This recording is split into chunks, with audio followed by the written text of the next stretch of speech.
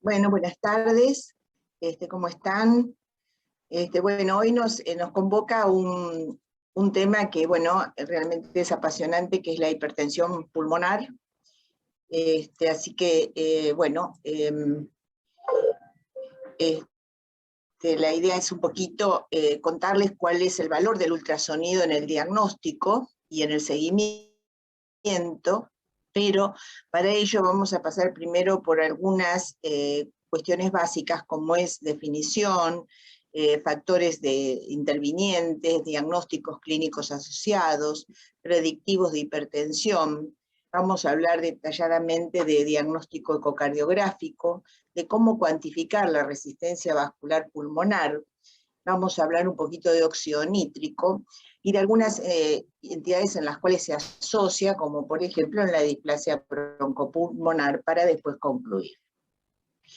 Bueno, como sabemos, la hipertensión pulmonar persistente es un desorden complejo que se caracteriza por la presión vascular pulmonar elevada, asociada en general con shunts de sangre desoxigenada desde la circulación pulmonar a la sistémica, causando una severa hipoxemia.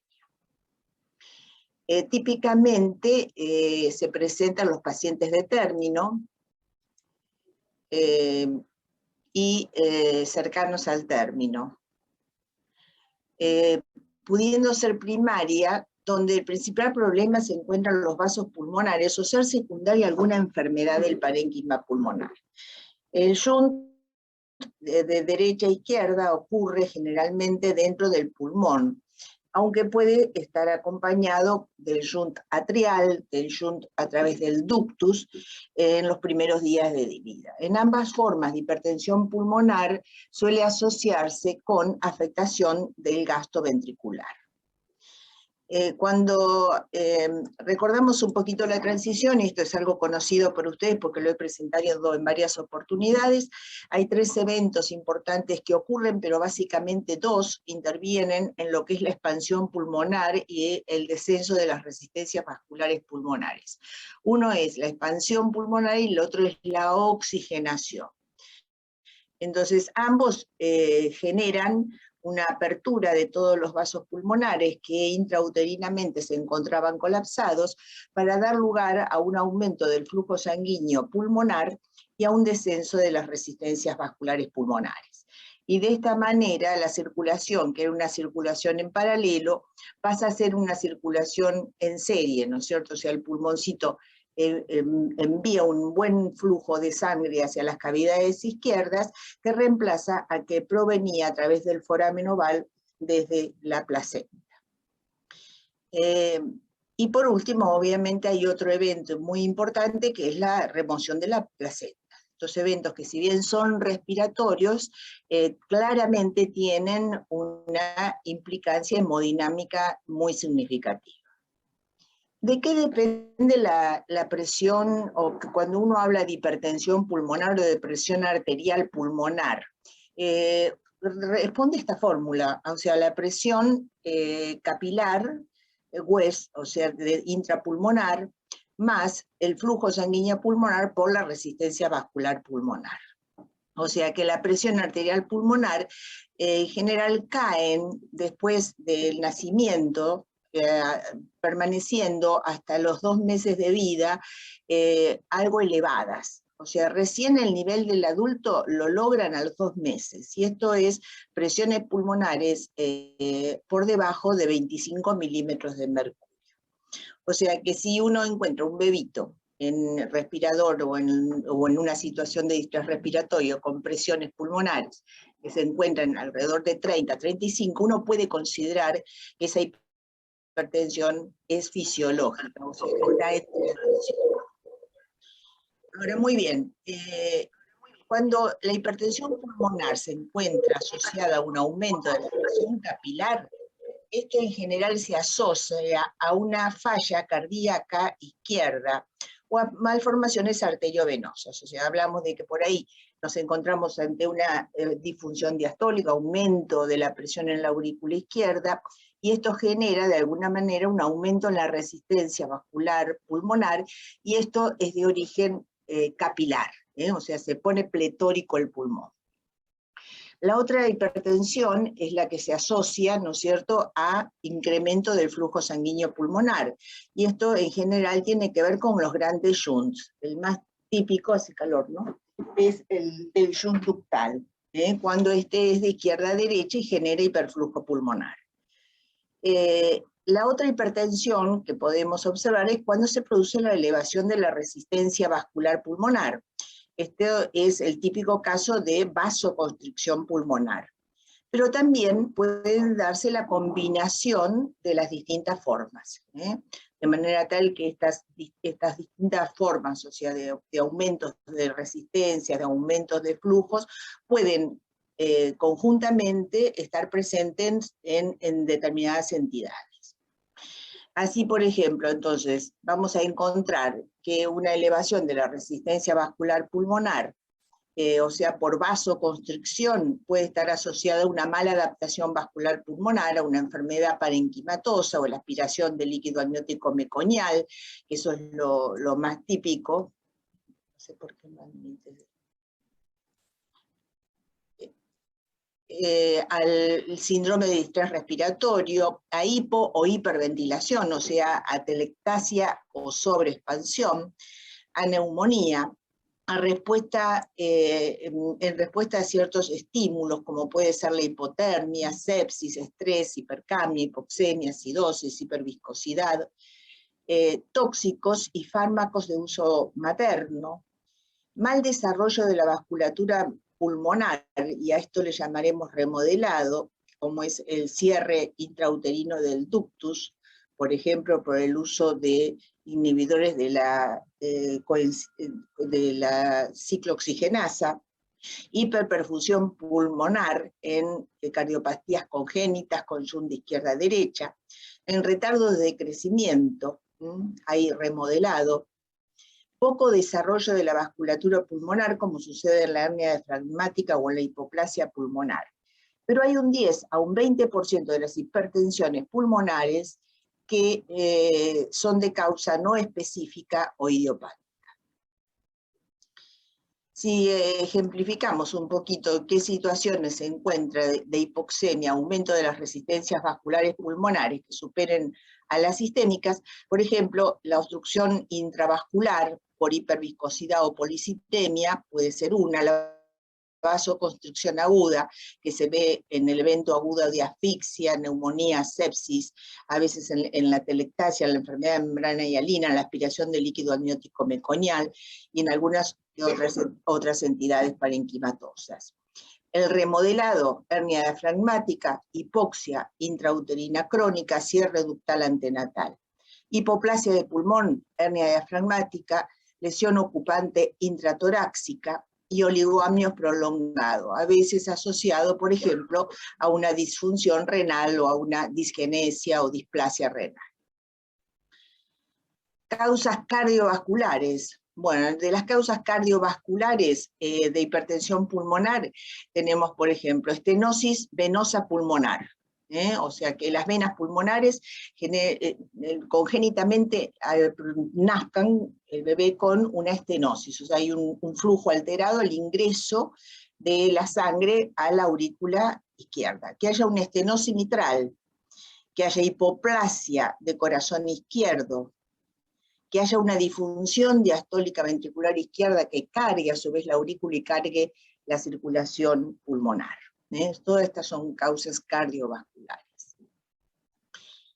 Factores de riesgo en hipertensión pulmonar en recién nacidos de término.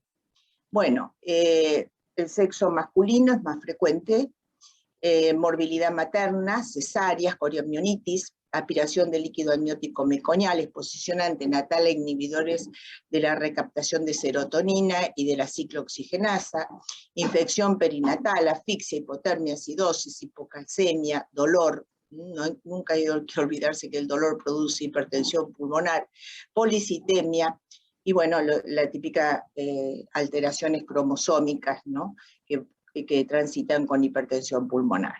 En los pretérminos, la asociación con displasia, los pretérminos extremos, que a veces desarrollan hipertensión pulmonar por remodelado intravascular particularmente cuando hay retardo de crecimiento, edema hemorrágico pulmonar, sepsis, oligoamnios, prolongado soporte respiratorio o estadías prolongadas en la asistencia respiratoria. Bueno, un neonato enfermo con altos requerimientos de oxígeno se dice que tiene hipertensión pulmonar. Entonces aquí, siempre y cuando no haya evidencia de cardiopatía congénita. En este caso, el gold estándar entonces es el ultrasonido, en la medición de las presiones pulmonares. La falla hipoxémica suele ser de causa respiratoria. El remodelado intrauterino de la vasculatura puede ser otra de las razones, asfixia y empeoramiento de la función, disfunción ventricular derecha asociada a la hipertensión por elevación de las presiones pulmonares, inadecuada presión sistémica, o sea, baja presión sistémica que genera un shunt de derecha a izquierda, o sea, favorece el shunt a través de las conexiones, como el ductus, ¿no es cierto?, de derecha a izquierda por hipotensión. Iatrogénico por compromiso del retorno venoso en un paciente, por ejemplo, que tenemos sobreexpandido, alteramos el retorno venoso. Sepsis o errores de ventilación-perfusión.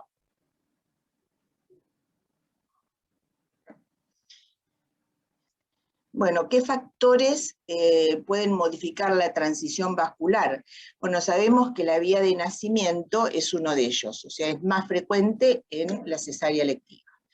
El pretérmino tardío tiene mayor incidencia de falla respiratoria hipoxémica. Los corticoides prenatales en general disminuyen la resistencia vascular pulmonar y mejoran el flujo pulmonar. El clampeo demorado del cordón genera una presión arterial más estable y mejora, por supuesto, el flujo sanguíneo sistémico. La hipotermia aumenta la resistencia vascular pulmonar, o sea que el tratamiento con hipotermia terapéutico puede aumentar las resistencias vasculares pulmonares y el paciente requerir oxígeno asociado a esta hipertensión. La asfixia, tanto aguda por vasoconstricción, generalmente suele ser reversible, y la crónica que responde al remodelado.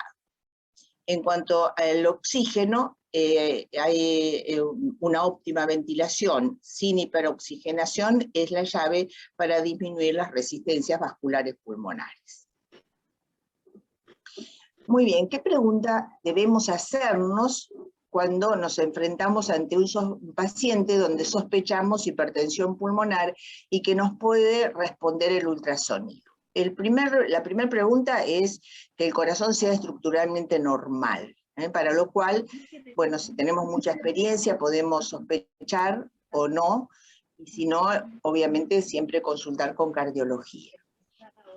La segunda pregunta que debemos responder es cómo medir las presiones pulmonares. La tercera pregunta es en qué dirección se mueven los shunts, ductal o a través del foramen oval, y determinar cuándo las resistencias vasculares pulmonares afectan el gasto de ambos ventrículos. Estas 4 preguntas son fundamentales cuando nos enfrentamos ante una falla respiratoria hipoxémica. De acuerdo a la ecuación de Bernoulli, define la relación entre la velocidad con que se mueve un líquido por el gradiente de presión creado entre dos compartimentos. O sea, el gradiente de presión, que se expresa en milímetros por mercurio, responde a la fórmula de una constante que es 4 por velocidad del líquido al cuadrado. ¿Qué significa esto? Es importante entonces en cuanto refleje el shunt de derecha a izquierda intracardíaco y el flujo sanguíneo en ambas circulaciones. O sea que cuando, por ejemplo, nosotros nos encontramos ante un shunt ductal, estamos hablando de una conexión entre 2 circulaciones, la pulmonar y la sistémica. Aplicando entonces la ecuación de Bernoulli modificada de los 3 métodos, la regurgitación tricuspidia, que va a marcar entonces la diferencia entre la aurícula derecha y el ventrículo derecho, y el shunt ductal, que va a marcar la diferencia entre la circulación pulmonar y la sistémica, son los más confiables. Sin embargo, no siempre tenemos la suerte de que estén presentes. Sabemos que son shunts que son propios de los primeros días, y que después obviamente no contamos con ellos. Y entonces ahí debemos recurrir a otros métodos diagnósticos, entre los cuales el que vamos a describir es la aceleración en la arteria pulmonar. Bueno, ¿cuál es el sitio donde nosotros vamos a medir las presiones pulmonares a nivel de tricúspide? El sitio es el eje, es el paraesternal bajo, eje largo. O sea, esta sería la imagen donde vamos a ver el ventrículo derecho, vamos a ver la aurícula derecha, y es la mejor vista de la válvula tricúspide. Nos vamos a colocar, pues, el flujo se va a mover entonces de aurícula derecha a ventrículo derecho. Ese es un flujo que se acerca al transductor, por lo tanto es un flujo positivo y es rojo, es bifásico. Pero si en cambio hay un retroceso de sangre desde el ventrículo derecho a la aurícula derecha, entonces aquí vamos a tener un flujo quizás turbulento y de aspecto azulino, porque se está alejando del transductor. De esta manera, entonces, vamos a ver algo parecido a esto, o sea, un jet sistólico de regurgitación a nivel tricúspide dentro de la aurícula derecha, o sea que nos ponemos, es un flujo que es patológico, o sea, no es un flujo normal, no es el flujo a través de la tricúspide normal, sino que es un flujo de regurgitación, por lo tanto es un flujo de alta velocidad. Hacer un flujo de alta velocidad y patológico que supera la velocidad normal del corazón, lo debemos medir con el Doppler continuo, no con el pulsado, porque con el pulsado va a exceder la escala y no voy a poder calcularlo. Entonces, una vez que he identificado la regurgitación tricúspidea, ubico el Doppler continuo en esta zona, o sea, antes de que se abra la válvula y en el chorro de retorno, de regurgitación, y ahí voy a obtener una onda que va a ser similar a esta que estoy viendo aquí abajo, y donde voy a poder medir con facilidad el gradiente. O sea que el medir aquí la velocidad me va a permitir calcular las presiones pulmonares. O sea, mido el jet, el gradiente entre ambas cavidades, que vendrían a ser las dos cavidades derechas, y le agrego la presión de la aurícula derecha, que suele ser entre 5 y 10 milímetros de mercurio. Siempre debe sumarse al cálculo de la ecuación de Bernoulli. Entonces, en este caso, por ejemplo, en los ecógrafos en general lo hacen, o sea, uno pone el trazado Doppler y pulsado continuo, y vamos a encontrar que tiene una onda claramente de regurgitación, donde yo puedo colocar la crucecita, como se ve aquí en esta onda, para medir la presión o el componente de gradiente de velocidad que necesito poner en la fórmula. También lo puedo hacer manualmente. Entonces, si lo hago manualmente, se acuerdan que la fórmula era 4 por la velocidad, que es estos 3 que voy a medir, al cuadrado, que me va a dar 36. Y a eso le agrego las presiones pulmonares, y me voy a elevar la presión, la presión de la aurícula izquierda, de la aurícula derecha, que es de 5 a 10, y entonces esto me va a dar 41 a 46 milímetros de mercurio. Esto vendría a ser el valor de las presiones pulmonares. Para que la medición sea confiable es muy importante respetar el ángulo de insonación, o sea que entre el reflujo que teníamos y la dirección del Doppler no haya demasiada corrección, o ese ángulo no sea mayor a 20 grados, ¿no? Por lo cual muchas veces uno tiene que recurrir a otras ventanas, ¿no es cierto? La apical, por ejemplo, es una buena ventana, o la subcostal también puede ser una ventana que nos permite, cuando por ahí tenemos interferencias de neumotoras, escape de aire, de poder acceder a la regurgitación tricúspidea. Y si no, la apical 4 cámaras. Bueno, vamos a ver un poquito entonces, por ejemplo, si nos encontramos con la ventaja de tener el ductus abierto. O sea, estamos en los primeros días de vida y el ductus todavía está abierto, entonces también puedo cuantificar las presiones pulmonares a través del ductus. Aquí Entonces, bueno, obviamente me ubico en un paraesternal alto, vista ductus, que es este corte. Acuérdense que yo estoy ubicado acá adelante, de manera tal que el ductus se encuentra aquí, continuando al tronco de la pulmonar y conectando con la aorta descendente, de manera tal que si el flujo viene de izquierda a derecha, yo voy a tener un flujo de estas características, que es rojo, ¿no es cierto?, y a predominio izquierda-derecha. Entonces ahí puedo aplicar también la ecuación de Bernoulli. ¿Cómo lo hago? De la siguiente manera, o sea, si yo, por ejemplo, me encuentro en esta situación, tengo un shunt ductual predominantemente de izquierda a derecha, y este tiene una velocidad, lo que domina es el izquierda a derecha, tiene una velocidad de 1.5, entonces aplico la ecuación de Bernoulli, pongo 4 por 1.5 al cuadrado, y esto me da 9. Entonces aquí lo que yo puedo decir es que la presión, como la presión sistólica es en casi todo el ciclo sistémica mayor que la pulmonar, entonces lo que tengo que hacer es restarle a lo que me haya medido, ¿no es cierto?, de presión sistólica sistémica, que lo debo tener monitoreado, por ejemplo, con una presión invasiva. Entonces, si fuera 40, le resto 9, y 31 sería la presión pulmonar de ese bebé. O sea, no tendríamos una situación de hipertensión pulmonar importante. Ahora, muy bien, si en cambio el ciclo es de estas características, entonces yo puedo a simple vista saber de que yo estoy teniendo un shunt de derecha a izquierda que tiene una velocidad similar al de izquierda a derecha. Y esto significa de que la presión pulmonar está por encima de la sistémica en la mitad del ciclo.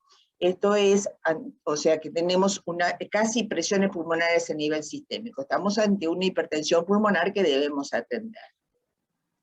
Pero si el shunt es predominantemente de derecha a izquierda, aquí la situación se invierte, porque aquí la onda de mayor velocidad va a ser la onda de derecha a izquierda, o sea, de la inferior. Y entonces esta onda es la que yo voy a medir. Al medir la velocidad, supongamos me da 2, lo elevo al cuadrado, por 4 me da 16. Y ahora se lo tengo que restar a la presión sistémica, sumar, perdón, a la presión sistémica, porque la presión pulmonar supera a la presión sistémica en todo el ciclo. Entonces, si yo tengo una presión sistólica de 40, le sumo los 16 y me queda 56 milímetros de mercurio de presión pulmonar. O sea que aquí estamos ante una hipertensión pulmonar significativa. Ya simplemente el trazado o un flujo a través del ductus que no lo perciba bien o sea azulino, entonces ya me lo va a estar indicando. O sea, veamos la diferencia. Si esta es una presión pulmonar infrasistémica, yo voy a tener un flujo rojo de estas características. Si en cambio el shunt es de derecha a izquierda, no se mueve por qué. Bueno, no, discúlpenme, pero bueno, acá en general lo que sucede es que no veo este flujo o lo veo de color azulino. A ver, aquí lo voy a ver mejor. Este es un flujo de izquierda a derecha, claro, es bien rojo. Este es un flujo bidireccional, es turbulento, pero este otro es un flujo de derecha a izquierda, ¿ven? Es un flujo que se ve azulino, donde el componente de derecha a izquierda domina sobre el de izquierda a derecha. Y lo estoy viendo de este tipo, o sea, estoy viendo casi azulino o turbulento, o a veces incluso me parece que no tiene ductus. Otra manera de poder identificar es la relación entre X e Y.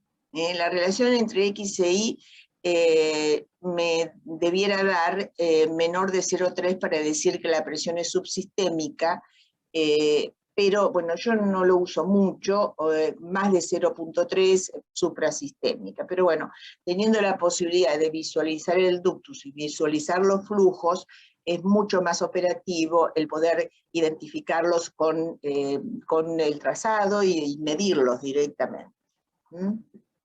Este en general es un cálculo que debemos hacer manualmente. Muy pocas veces los ecógrafos los seteamos o están seteados para el ductus.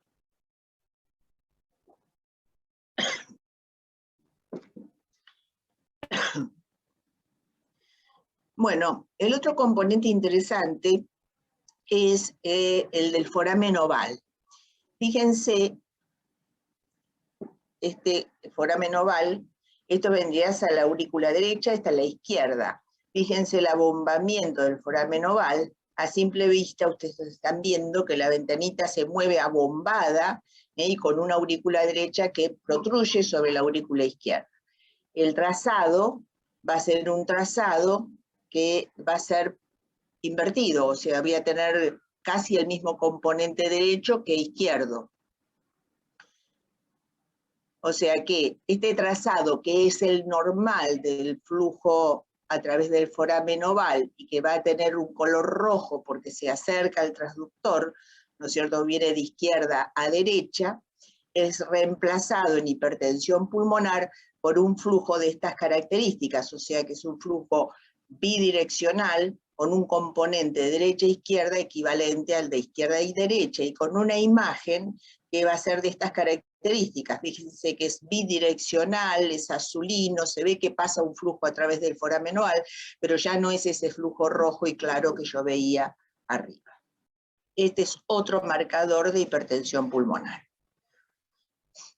O sea que los distintos diagnósticos de falla respiratoria hipoxémica, vemos, por ejemplo, cuando hay hipertensión pulmonar, tenemos un ductus que generalmente yuntea de derecha a izquierda, y un foramen oval que también yuntea de derecha a izquierda. En ese caso, entonces yo tengo que darle oxígeno, corregir acidosis si la tuviera, y eventualmente, si no respondiera, ahí le coloco el óxido nítrico. Pero esta situación no va a ser la misma si tengo un error de la ventilación-perfusión de estas características porque tenga una enfermedad de membrana hialina, una asfixia o una sepsis.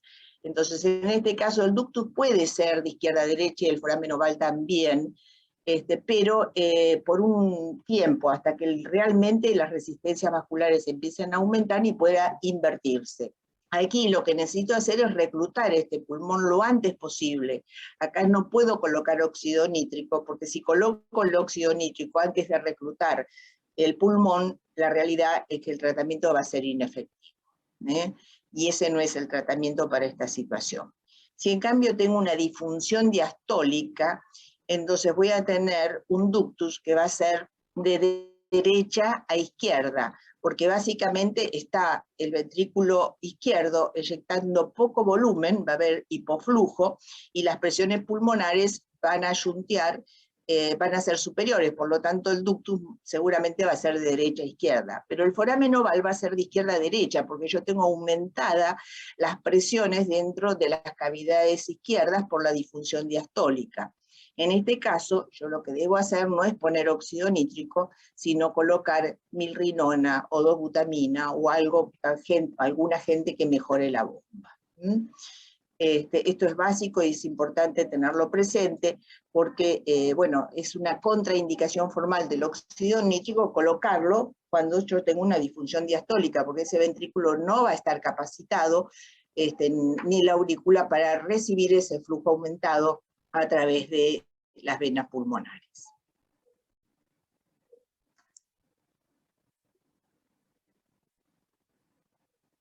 Bueno, y acá recordarles, ¿no?, que tanto la telectasia como la sobreexpansión son eventos que tienen que ver con el modo de ventilar al paciente y que tienen que ver con aumento de la resistencia vascular pulmonar, con alteración en el retorno venoso, con disminución del gasto cardíaco y con mayor daño alveolar. Cuando nos falta el flujo ductal y nos falta el foramen oval, otra de las posibilidades es poder medir a nivel de la onda de eyección de la arteria pulmonar el pico o la velocidad al pico. Este sería un trazado normal donde el pico de onda se da alrededor de los 45, menos de 45, 35 a 45 de la eyección. Si en cambio yo estoy ante una hipertensión pulmonar, este pico se va a acelerar. Se va a acelerar y voy a tener una X menor de 35%, como es en este caso. Así que esto sería otro marcador de hipertensión pulmonar. El sitio para medirlo siempre es donde veo mejor el flujo, que es en el eje corto, bajo, arteria pulmonar. Ahora, muy bien, esto sería una onda normal, ¿no? De la deyección de la pulmonar, es una onda redondeada, donde en general el pico, la aceleración al pico se encuentra casi equidistante o dentro del rango que comentamos. Ahora, si a esto aparte se le agrega lo que yo comentaba, aparte de acelerarse el pico, esta melladura, este notching del flujo, entonces acá esto es un factor más que influye en el diagnóstico. O sea, esto me confirma de que para eyectar la sangre está como haciendo fuerza al ventrículo y lo hace en 2 tiempos. O sea, esta onda es muy típica de la hipertensión pulmonar grave. O sea, que cuando estamos hablando de hipertensión pulmonar y de la manera de medirlo, entonces teníamos dirección del flujo ductal, donde no hay ninguna duda que cuando el shunt es de derecha a izquierda estoy ante una situación de hipertensión pulmonar grave. Si la aceleración al pico también se anticipa acá o aparece el notching que recién decíamos, también es un marcador de hipertensión pulmonar, y el otro marcador es la regurgitación tricúspide. Pero bueno, a veces vemos otros elementos que se asocian. Un abombamiento septal de estas características está indicando una hipertensión pulmonar, porque tengo un ventrículo derecho que está tan cargado que no puede eyectar la sangre, que abomba el septum interventricular hacia las cavidades izquierdas. Esto tiene 2 efectos sobre el retorno venoso del ventrículo izquierdo. Uno, que por la misma hipertensión el retorno a través de las venas pulmonares va a estar disminuido. Y 2, que este abombamiento septal va a disminuir la capacidad del ventrículo izquierdo. Por lo tanto, estos pacientes suelen tener hipoflujo sistémico, con lo cual tienen presiones sistémicas todavía más bajas, con lo cual se agrava aún más el shunt de derecha a izquierda. ¿Sí? Bueno, fíjense que que en cualquier situación de abombamiento septal va a haber una afectación del gasto del ventrículo izquierdo, que es lo que les acababa de decir. O sea, hay una afectación del gasto del ventrículo izquierdo y del derecho. Del derecho, básicamente, al no eyectar suficiente, va a retornar insuficiente. Y el ventrículo izquierdo recibir poco, y por las 2 razones que comenté, va a eyectar poco. En cambio, cuando yo esta situación la corrijo, mejoró el gasto de ambos ventrículos. O sea, me sirve de alguna manera de control, ¿no? De que estoy haciendo, supongamos, puse óxido nítrico y respondió, y bueno, respondió también con mejoría del gasto. El otro elemento que nos permite evaluar la situación de hipertensión pulmonar es el flujo en las venas pulmonares. Un flujo de las venas pulmonares, como cualquier flujo venoso, es bifásico, o sea que tiene una sístole, una diástole, una sístole atrial, y es en general un flujo que llega a un nivel de una aceleración de unos 50.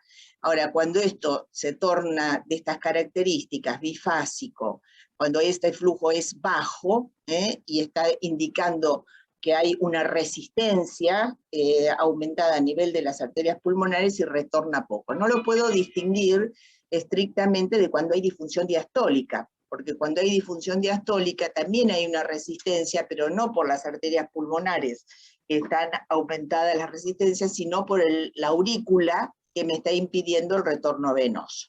Entonces ahí en esa situación es muy importante siempre ver la función diastólica. El otro elemento que puede contribuir al diagnóstico es que yo tenga una severa regurgitación o incompetencia pulmonar. Es común particularmente en los primeros días de vida, que haya algún grado de incompetencia pulmonar.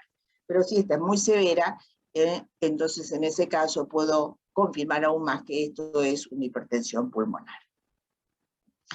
Bueno, ¿para qué me sirve todo esto? Bueno, por ejemplo, un caso clínico. Yo tengo un paciente que se encuentra en esta situación, o sea, tiene un gradiente acá de 46, creo, ¿no? Sí, de 46, pero por alguna razón está en alta frecuencia, el paciente se agrava, aumenta a 87, yo sé que está bien expandido, entonces le pongo el óxido nítrico y lo controlo. Si estoy al lado del paciente y voy viendo, midiendo la regurgitación tricuspidia, cómo este gradiente va mejorando. Fíjese, 70, acá 50. O sea, que esto es un monitoreo activo, o sea, yo me siento al lado del paciente y puedo ver la respuesta al tratamiento. Brevemente, óxido nítrico inhalado, sabemos que es un potente vasodilatador, selectivo pulmonar, que es usado como coadyuvante en la falla respiratoria hipoxémica con hipertensión pulmonar, que mejora la oxigenación y disminuye la necesidad de circulación extracorpórea, que reduce la incidencia de displasia broncopulmonar, que este estudio, el CINRG Study, la mejoría de la oxigenación suele ocurrir dentro de la hora de iniciado, aunque hay un 20% que lo hace más tarde.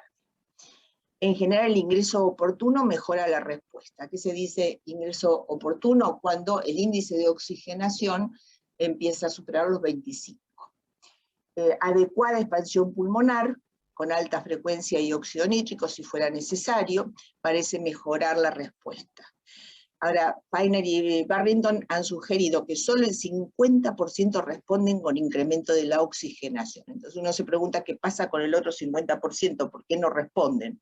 Bueno, este 50% de no respondedores en general tienen que ver con patología pulmonar severa, por ejemplo, hipoplasia pulmonar, por un ingreso demorado, o sea, ya las resistencias vasculares pulmonares se instalaron en forma elevada y me cuesta mucho revertirlas. No se ha logrado la expansión pulmonar adecuada, o sea, le puse el óxido nítrico antes de expandir el pulmón, entonces no llega a los sitios de intercambio. Hay un error de la ventilación perfusión por bajo o excesivo volumen pulmonar, o sea, o me fui por el extremo de la sobreexpansión o todavía me quedé con escaso volumen pulmonar. No ha sido evaluado completamente el paciente, o sea, el paciente por ahí tiene alguna otra patología que se me ha pasado por alto. Se subestimó el compromiso hemodinámico asociado. Así que tenemos ahí una serie de elementos que es importante tener en cuenta cuando no responden los bebitos a la administración de óxido nítrico. Bueno, los signos clínicos de una hipertensión pulmonar los conocemos todos, en general es taquicardia o bradicardia, puede presentarse, hipotensión sistémica, hipertensión sistémica, perfusión periférica alterada, oximetría regional puede marcar alteraciones de la perfusión tisular, la diuresis puede caer, acidosis láctica, enzimas cardíacas pueden ayudar porque obviamente hay situaciones en las cuales se altera por compromiso, ¿no es cierto?, al abombarse el septum y inyectarse menor cantidad de sangre por menos retorno a la circulación sistémica, también perfunden mal las coronarias, y al perfundir mal las coronarias puedo llegar a producir isquemia e infarto. Ecocardiográficamente, entonces tenemos que el diagnóstico lo voy a hacer por regurgitación tricuspidia, por la dirección del shunt ductal, por la velocidad al pico de la arteria pulmonar, por otro elemento es el abombamiento septal, el gasto biventricular se afecta en ambas situaciones, función diastólica y rendimiento cardíaco es fundamental, ¿no es cierto?, en el diagnóstico, puede encontrarse alterada por esto que yo les comentaba, de que la perfusión coronaria se ve afectada y entonces allí se genera un hipoflujo de las paredes, se genera un compromiso de la función diastólica.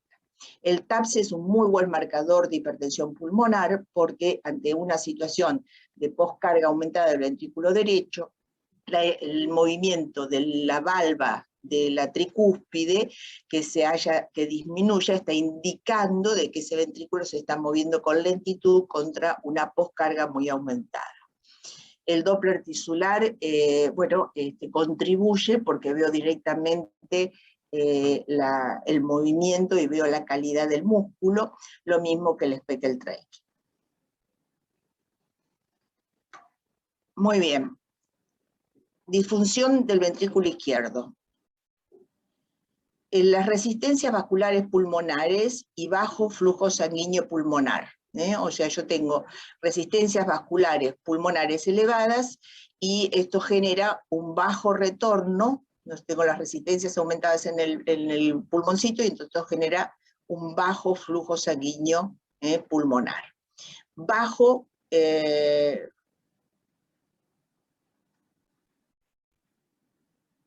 Baja resistencia vascular pulmonar, que no me acuerdo lo que quise poner acá, bajo retorno venoso, bajo retorno venoso pulmonar, o sea, tengo aumentadas las resistencias, bajo flujo, y retorna entonces poco flujo al ventrículo izquierdo. Al retornar poco flujo, se produce hipoperfusión, que es lo que les había comentado, y esto genera una disfunción diastólica y sistólica, y al generar esta disfunción puede provocar, como eyecta poco volumen de sangre y las coronarias están aquí a la salidita de la aorta, esto puede generar compromiso, ¿no es cierto?, en la perfusión muscular del músculo, ¿no es cierto?, del músculo del miocardio. Bueno, ¿cómo voy a controlar esto? Bueno, con rendimiento cardíaco, que lo vimos en la parte de función, con dilatación de la aurícula izquierda, el foramen oval que yuntea de izquierda a derecha, regurgitación mitral, puedo tener un grado de regurgitación mitral por aumento de las resistencias, gasto del ventrículo izquierdo descendido e hipoperfusión sistémica, o sea, tengo hipoflujo sistémico. Bueno, muy bien, ahora una vez que tenemos todos estos elementos ecocardiográficos disponibles y aparte tenemos esta situación de oxígeno elevado, nos podemos encontrar con una situación de hipotensión o de normo o hipertensión. Y a su vez, en cada una de estas situaciones debemos analizar qué es lo que está comprometido. Si está hipotenso el bebé, ¿tengo un flujo bajo o tengo una resistencia baja? Entonces aquí las conductas van a ser diferentes. Si tengo un flujo bajo, voy a tratar de mejorarlo y voy a utilizar una droga como por ejemplo la dobutamina. Pero a su vez, si las resistencias están bajas, que pueden coexistir ambas cosas, puedo agregar noradrenalina. E incluso, es decir, es adecuado. Recordad que la noradrenalina no tiene efecto inotrópico, por lo tanto la asociación con un inotrópico es necesaria. Si aún así la función diastólica está alterada, entonces podemos rotar a milrinona. Si después de colocar la noradrenalina la función diastólica está conservada, ahí coloco el óxido nítrico. Si después de colocar la milrinona mejoré la función diastólica, ahí coloco el óxido nítrico. Ahora bien, ¿qué pasa si yo estoy con una situación de normo o hipertensión? Entonces ahí puedo tener una función diastólica normal o una función diastólica alterada. Entonces aquí, si tengo una función diastólica alterada, voy a colocar dobutamina o milrinona antes de colocar el óxido nítrico. Si tengo una función diastólica normal, voy a colocar directamente el óxido nítrico. Si el óxido nítrico desciende las resistencias vasculares sistémicas, si me encuentro con esta situación, puedo agregar la noradrenalina, que es un coadyuvante que produce, activa a los alfa-adrenoreceptores y libera óxido nítrico. Ahora, una vez colocado el óxido nítrico, puede suceder que la respuesta al mismo se aplane, o sea, se encuentra en un estado de latencia, digamos, logramos una cierta oxigenación, pero no lo podemos bajar. Entonces ahí muchas veces el coadyuvante de esto es la milrinona que repone ATP. Este sería un poco un esquema de tratamiento. Bueno, brevemente comentarles que hay situaciones también de hipertensión que se asocian con patologías particulares, como por ejemplo son los prematuros con oligamios, que lo hemos comentado en otros momentos, que son esas situaciones particulares de rupturas prolongadas de membranas, oligamios, hipoplasia de pulmón con altos requerimientos de oxígeno y falla respiratoria, hipoxémica. Entonces ahí la asistencia temprana con ultrasonido permite identificar la hipertensión pulmonar, que esta es potencialmente reversible. O sea, si lo administramos, por ejemplo, óxido nítrico junto con alta frecuencia, suele haber un porcentaje de pacientes respetable que responde. Y fíjense que estamos hablando de oligamios prolongados e hipoplasia de pulmón. La otra situación que se asocia a hipertensión pulmonar, recuerden que es la del ductus restrictivo, o sea que más de una vez nos encontramos ante pacientes que se automedican o que fueron medicados con alguna droga que pudo haber colapsado el ductus. Entonces, bueno, nos vamos a encontrar con situaciones como esta, donde vemos un ventrículo derecho muy hipertrófico, fíjense, si bien es un ventrículo robusto habitualmente, pero en este caso es muy hipertrófico, porque estuvo luchando en la vida intrauterina contra una resistencia aumentada, para poder inyectar la sangre, y regurgita entonces a nivel de la tricúspide, y vamos a obtener una onda de regurgitación tricuspidia, y el foramen oval va a estar yunteando bidireccional o de derecha a izquierda. En general puede llegar a afectarse el flujo en vena cava superior, pero bueno, en este caso lo pusimos como un marcador de flujo sanguíneo sistémico. Bueno, y después no olvidarse la situación de la hernia diafragmática, ¿no? O sea, la hernia diafragmática es una entidad que preocupa, que genera realmente mucha preocupación en cuanto al diagnóstico en el momento que se hace, porque obviamente cuanto más temprano suele tener peor pronóstico, pero que a su vez, una vez nacido, a veces logramos superar la situación de hipoplasia e hipertensión que se asocia a la hernia diafragmática, como fue en este caso, y por alguna situación del tratamiento que es exigente, ya que en general son chicos muy invadidos, que requieren respirador, pero que a su vez también requieren canalizaciones, vasos múltiples, catéteres, medir presiones arteriales, etcétera. Bueno, se generan complicaciones, como fue en este paciente, que este paciente había despegado después de una hernia diafragmática que se había cerrado en dos etapas, había tenido muy buena evolución, pero presenta una hipertensión arterial sistémica con 150/80, que lo lleva, de haber estado ya casi desactivada toda su asistencia, a esta situación que es una disfunción severa diastólica por una poscarga aumentada con regurgitación a nivel de mitral. Fíjense cómo regurgita la mitral, ¿no es cierto? Y con una alteración de la función diastólica muy marcada. El ventrículo se encontraba rígido y se contraía muy mal. Entonces, bueno, este pacientito hubo que modificarle, bajarle la presión arterial con diferentes drogas. Finalmente lo que logró bajar la presión arterial fue nifedipina, pero se utilizó de todo, hasta lograr bajar la presión a 70/45, y cuando se logró bajar la presión mejoró la función diastólica. Fíjense cómo se invirtió la onda, que aquí tenía onda A muy pequeña en relación a la onda E, y aquí vuelve a tener un trazado aceptable. Y esto tuvo que ver con esto, que es un trombo que está ubicado en la aorta. Fíjense, esta es una aorta que está despejada, esta es una aorta que está llena de algo que es evidentemente un trombo, y acá está la imagen del trombo, que es alargado, él estaba generando esta hipertensión. Esto lo descompensó y lo llevó a una situación de riesgo cuando habíamos salido de algo tan grave como es una hernia diafragmática, que los conduce muchas veces per se a la muerte. Bueno, y recordar un poquito que en displasia broncopulmonar, que bueno, si bien la disfunción ventricular derecha ha sido descrita y bien estudiada a lo largo de la historia de la displasia broncopulmonar, poco se conoce acerca de la asociación con la alteración de la función sistólica y diastólica del ventrículo izquierdo. Sin embargo, ha sido la causa de muerte súbita en la displasia broncopulmonar severa.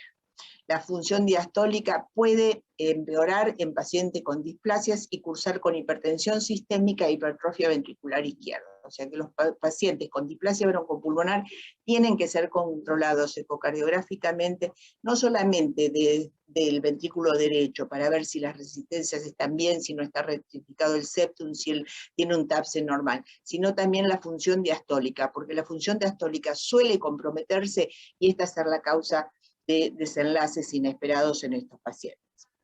Aunque la asociación con el uso frecuente de corticoides en esta población de pacientes puede ser causa de hipertrofia hemocárdica, hay evidencia de la existencia de alteraciones de la función diastólica a lo largo del tiempo, acompañada de aumento de la presión arterial sistémica con requerimiento de tratamiento. Y esto tiene que ver con esto que yo les comentaba en las charlas de, no recuerdo muy bien si fue en función, sobre el depósito, ¿no es cierto?, de colágeno en los vasos arteriales, que hace que por una alteración en la elastina, ¿no es cierto?, que es lo que le da elasticidad a los vasos. O sea, cuando esto se cronifica, es reemplazada la elastina por colágeno, esto aumenta las resistencias vasculares sistémicas y las pulmonares, y genera esta disfunción por sobrecarga, por una poscarga muy elevada.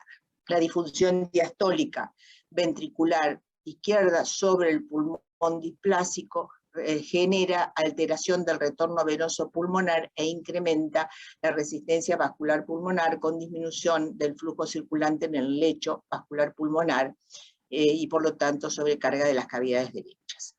La inflamación es considerada el mecanismo que más contribuye en su fisiopatología.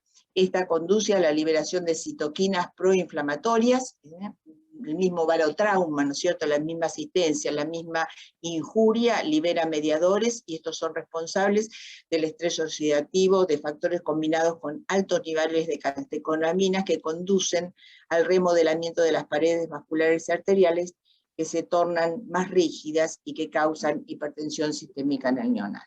De esta manera se incrementa la poscarga del ventrículo izquierdo con baja tolerancia al estrés y posible alteración de la función.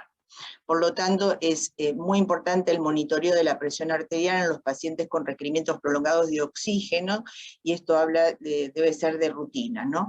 Del mismo modo, el control ecocardiográfico a fin de detectar disfunción ventricular izquierda y evaluar con los cardiólogos la elección terapéutica más apropiada.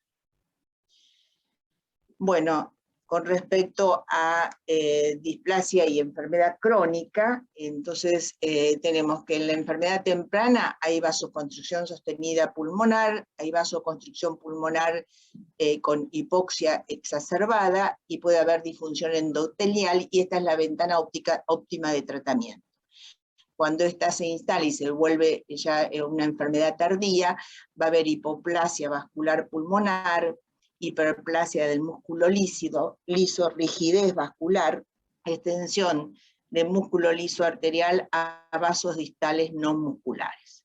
En la ecocardiografía podemos detectar esto en la ventana esta y de alguna manera tratar de modificarlo. No siempre lo logramos, pero bueno, un diagnóstico apropiado y oportuno ayuda. La hipertensión pulmonar crónica acompaña a un 33% de los prematuros con requerimientos de oxígeno y asistencia respiratoria a las 36 semanas de edad corregida, y se duplica en el retardo de crecimiento, o sea que llega al 60%. Todos, cada vez que tenemos un bebé prematuro y que aparte tiene retardo de crecimiento, ojo, porque tenemos un riesgo de hipertensión pulmonar crónica del doble, 33 contra 60.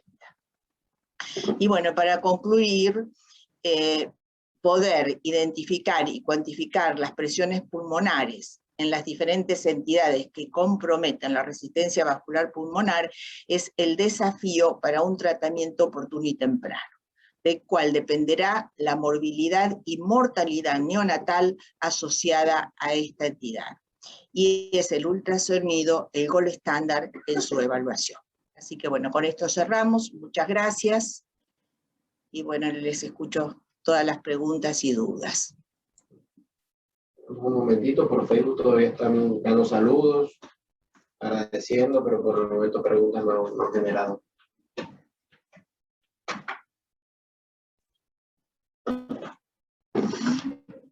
Bueno, creo que esta es una de las entidades más atrapantes, ¿no? Donde se mezclan todos los mecanismos, tanto lo pulmonar como lo hemodinámico, y donde se entrelazan situaciones que cada vez se conocen más, y sin embargo todavía tenemos montones de dudas, ¿no? Creo que esto es el mensaje, ¿no? Cada vez tenemos más dudas. ¿Hay alguien que quiera hacer alguna pregunta? Hay algunos conectados directamente, así que pueden abrir el micrófono si quieren hacerlo.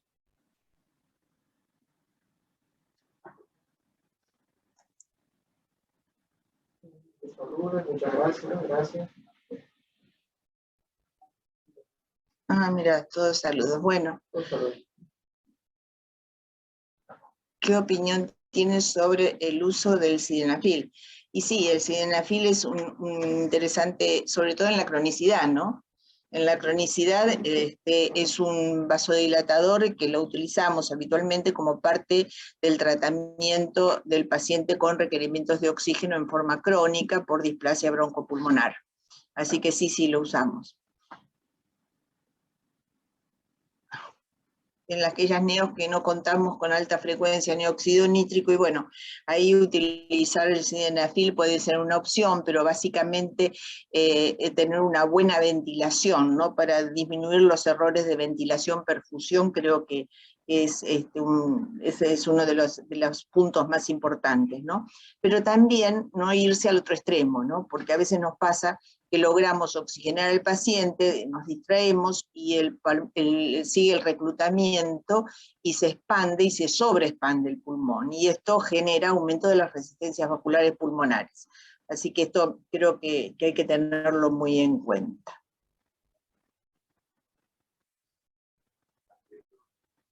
¿A qué dosis el sildenafil? Y hacemos es decir, hasta sería 1 miligramo kilo dosis, y puede ser cada 6 horas, cada 12, cada 8.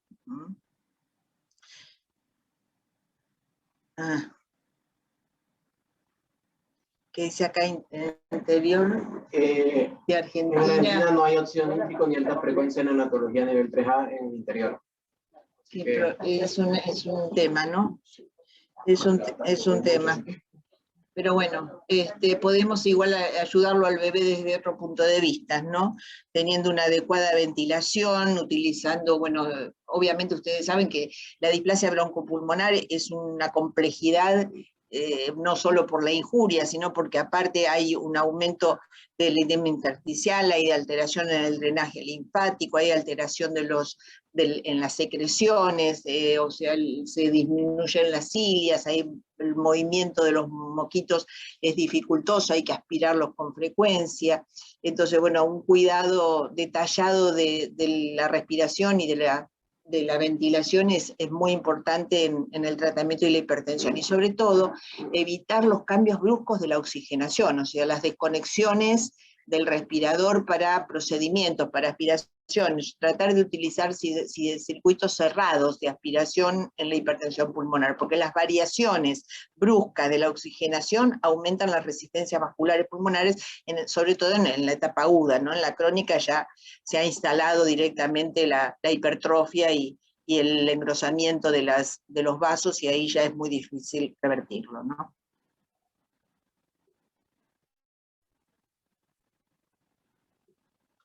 Bueno, muchas gracias por todas los comentarios. ¿Qué otras propuestas terapéuticas propondría? Bueno, estas que estamos comentando, no muchas más. O sea, obviamente que el tratamiento electivo es el óxido nítrico sobre una ventilación apropiada.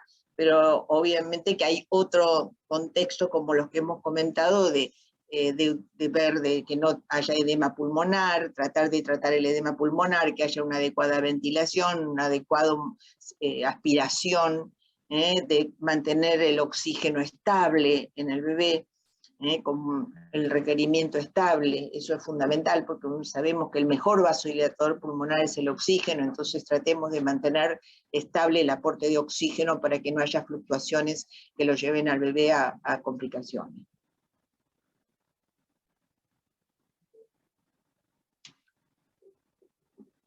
No sé si hay más preguntas.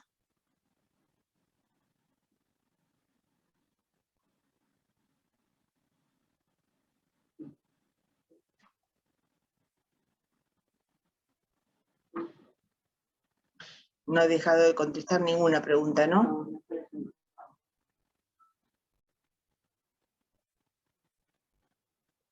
Bueno, muchas gracias de todos los lugares que me están escuchando, mirá todos los saludos que hay.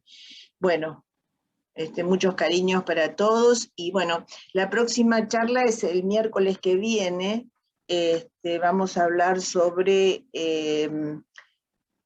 otras utilidades del uso del ultrasonido dentro de la unidad de cuidados intensivos, que creo que esto es lo que nos habilita el familiarizarnos con una herramienta, ¿no? Así que, bueno, los espero el miércoles que viene. Bueno, un abrazo a todos y hasta el miércoles que viene.